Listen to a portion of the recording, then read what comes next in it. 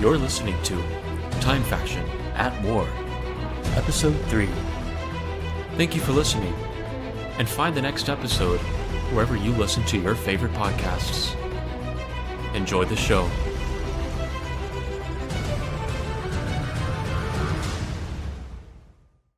This episode contains scenes of violence. Listener discretion is advised. The ASA had been working on a weapon of mass destruction. A long time ago, a brave group of astronauts took the first manned mission to Mars, changing the world forever. Everyone looked up to them, especially to a boy named Chase, who was on that mission. In the 2040s, Chase also partook in a mission to colonize the moon. Once a system had been established up there, the settlement was named after him, Chaseville. The USA was proud to have civilians eventually living up there by the 2050s, as they were the only nation who had done it so far. This, of course, was just when the Second Revolutionary War split the nation in two. Because the Allied States overall won this war, claiming the most territory, Chaseville went under their control. Ever since it became part of the Allied States, it also became a stronghold for the military. Satellite station defenses were a dying concept, as the real weaponry was now on the moon.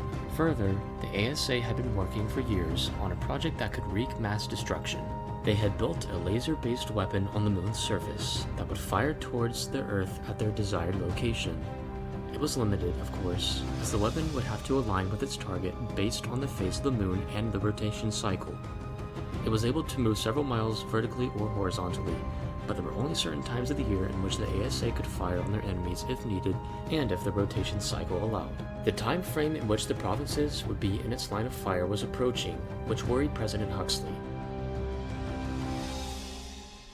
Ladies and gentlemen, the status of the war against the states appears to be mostly in our favor. There is a new threat on our horizon, quite literally. As you know, the states have completed a weapon capable of mass destruction, one able to wipe out entire cities in seconds. If you look at the display here, you'll see the phases of the moon. On September 25th, as indicated, this is the first day of its rotation cycle that the weapon has potential to strike our nation. If our astronomers have calculated correctly, this weapon is faced to fire on our nation, with its epicenter just 10 miles away from Bangor, Acadia, a military stronghold, as well as a populous city. We do not know how far the damage can go, but we cannot assume that it couldn't affect New Boston as well. The whole New England area could be at risk for this weapon's potential strike. On September 13th, the weapon will be able to strike near Atlanta. Now that the weapon is complete, we cannot risk the fact that they may use it against us. We would perform another infiltration procedure into their system to shut off the weapon, but that would only be a temporary solution.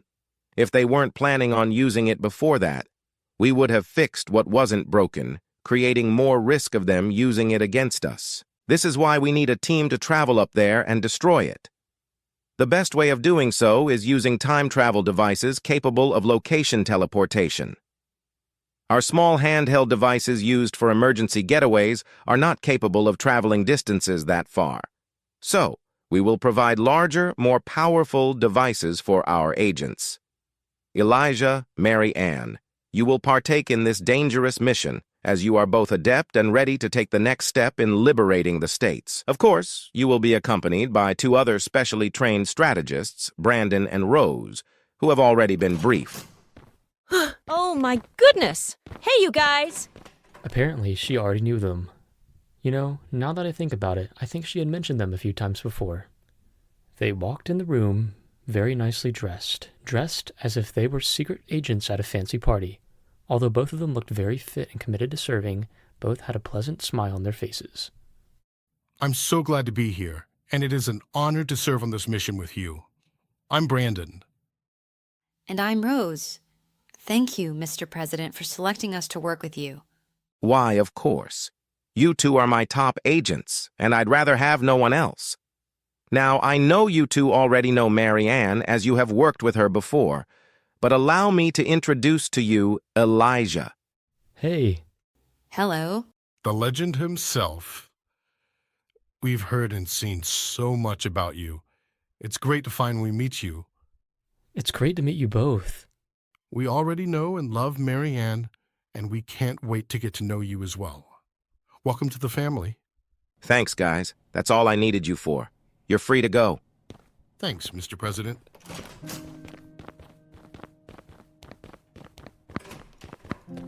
Say, how about we go out and meet somewhere? It'll be on us. Brandon, Rose, Marianne, and I all went to a nice bistro in town together. We shared good laughs, old stories, good and bad, and really our life stories. Well, for the most part. Marianne had kept quiet about hers during the time I knew her, especially about her parents, and I could especially tell tonight that something had stirred her heart. Oh, hey. Hey, can I talk to you? Of course, I'm always here to listen. What's up? It's about my parents. It was wrong of me to hide this part of my life from you. You meeting Brandon and Rose reminded me of that, and placed a burden on my shoulders. Marianne, you're never obligated to tell me anything that you don't feel comfortable talking about. I never want to pry. I know, but it's unfair for you for me to hide a very important part of my life like that, especially hiding it from you. I don't tell hardly anyone, but it's time you know. Well, you have my undivided attention. Almost 2 years ago, my parents decided to go explore southern Magnolia. Ever heard of Zone S? I want to say I've heard of that before. It is a zone located in parts of Mexico and the southernmost point of Magnolia. The Gulf of Mexico became extremely toxic due to failed experiments and a submerged city full of pollutants. Some of the land around it became uninhabitable as the air was toxic and the ozone layer dissolved, leaving the land scorched. However, there were also many mysteries in this part of Magnolia waiting to be discovered. My parents went out there with protective suits and all sorts of gear to survey the soil, water, and air to see if it would soon become habitable again. After 2 weeks of being there, they went completely dark.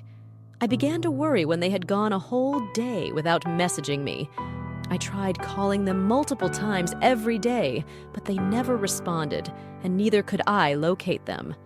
The police tried to go out and search for them, but they were unsuccessful. There I was in the Appalachian Mountains, all alone for weeks, hoping they would at any minute walk back in the door. I waited, but they never came. Oh, Marianne, I'm so sorry. That's how I ended up here working for the WPA in New Boston. I had to drop out of high school to be able to work. I had no other option but to find a job and make a life for myself. That's also what I find so attractive about you. Our stories are so similar. Thank you for sharing that with me. I'm always here for you, Marianne. And I'm so glad we know each other. I know they're still out there. I feel it. And one day, I'm gonna bring them home.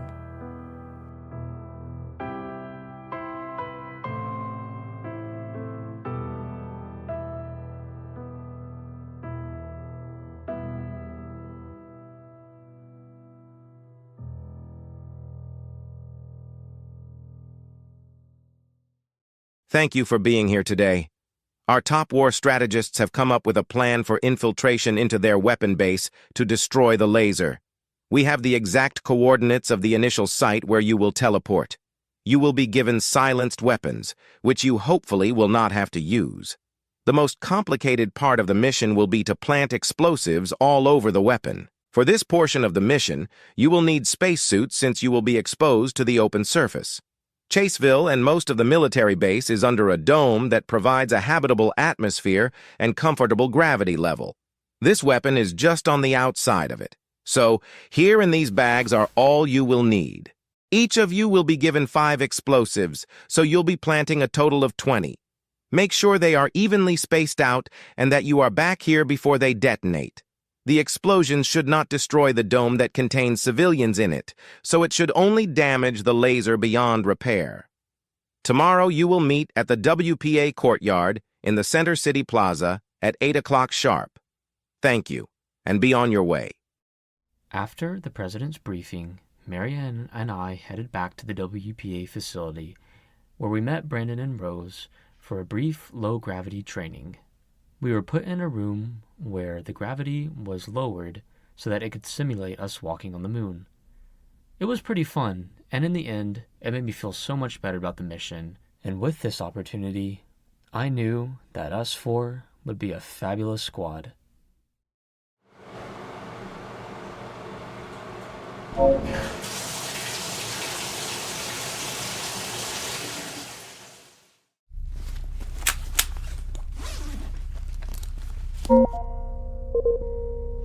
Time travel teleportation device connected.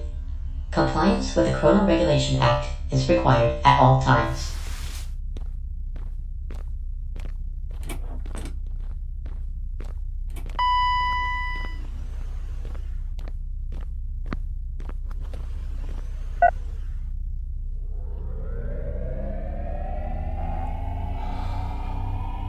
Okay, relax, Elijah, you've got this.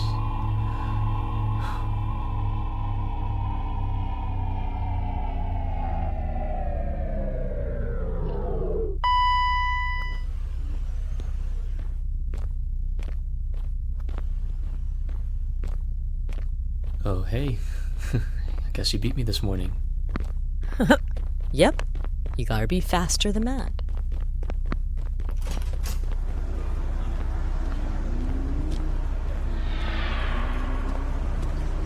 Welcome, guys. Are you ready for this? Well, I don't know about them, but I sure am. I wish you the best of luck. Remember, get in there, plant the bombs on the weapon, set the timer, and hurry out of there. Avoid casualties if at all possible. We will be eagerly awaiting your return. All right, let's do this. Devices ready? Make the jump.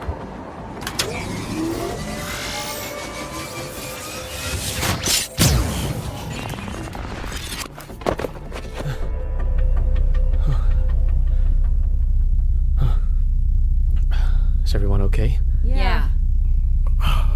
All good. Okay, we're in section D3 of the complex. If we head left, we should be at the edge of the building as well as the dome. There should be an airlocked exit to the right that will lead to the weapon on the open surface. A tenth of a mile down this hall, we will be at risk for exposure to the ASA. Let's proceed with caution. So far, everything was going according to the plan. The hall we were walking in made our footsteps echo. We could also hear a slight rumbling, which made everything more ominous. We could see a brighter light at the end of the hall, but as we walked towards it, it seemed as if we were getting nowhere. Were we really on the moon? It sure didn't feel like it. When we approached the end of the hall, we could hear chattering footsteps to the right of us. There should be a doorway 30 feet to our right. That's where we exit the complex. I peered around the corner to see one person walking in the opposite direction. I could also see a big metal door with 2 hexagonal windows beside it. I couldn't see anything out of them yet because of the angle we were at. Rose scanned around us to make sure the coast was clear. However, once we began to creep towards the exit, we heard a crowd of people coming from another hallway parallel to us and across from the exit door. We quickly ran back to the hallway we came from and rushed into the janitorial closet, silently closing it as quickly as possible. This is too close. Yeah, let me know how the cat goes. Oh, I will for sure. Every time we thought we were in the clear to go back out, somebody else would walk by. This went on for a while. It had been almost 2 hours, and there were still people directly outside the janitorial closet. We were all dripping sweat. Marianne was heavily breathing and was beginning to feel dizzy. We needed to get out of there. Brandon had contacted those in the WPA plaza, letting them know of our status. We had almost decided to abort the mission when all of a sudden a bell chimed over the intercom. Lunch break. I think they're leaving.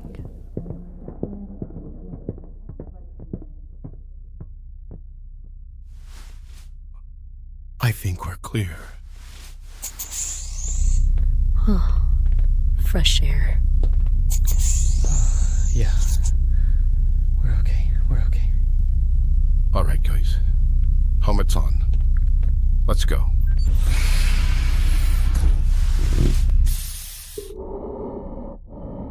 Pressurizing.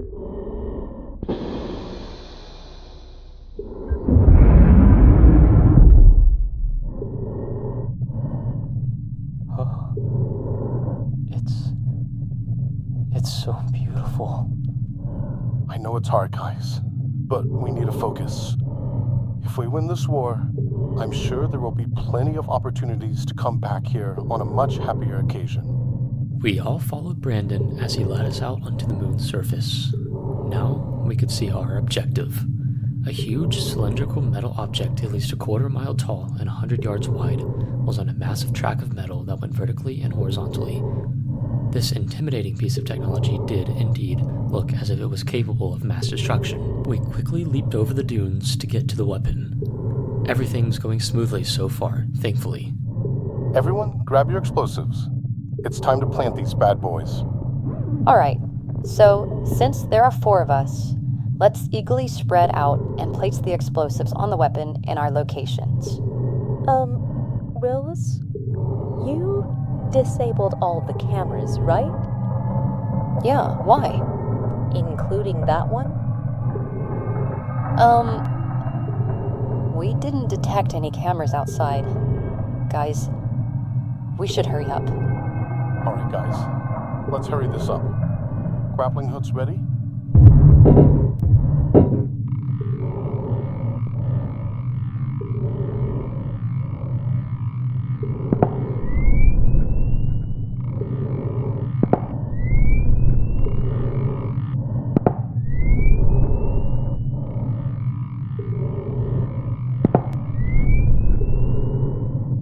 Okay, charge is placed. Let's get... Oh no. Guys, there are people coming. We need to go now. Whoa! They're shooting at us! Cut your tethers!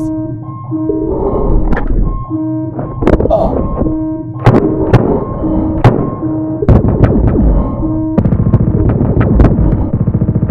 Rose, set the timer now. We need to get out of here quickly. Everybody come to me. We're making the jump.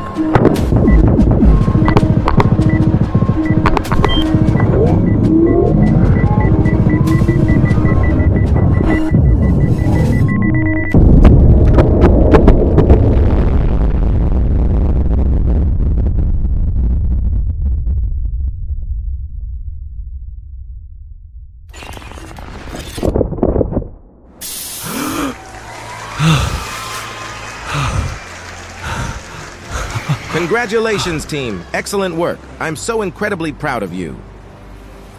We had done it. We blew up a space weapon. I relaxed my muscles and sighed a breath of relief. The smile on President Huxley's face was huge, the biggest I had ever seen. We had just saved millions of lives, and were even closer to winning this war. It hadn't gone on for long, but we were all hoping for a quick and clean end to the WCO, and we were on the right path.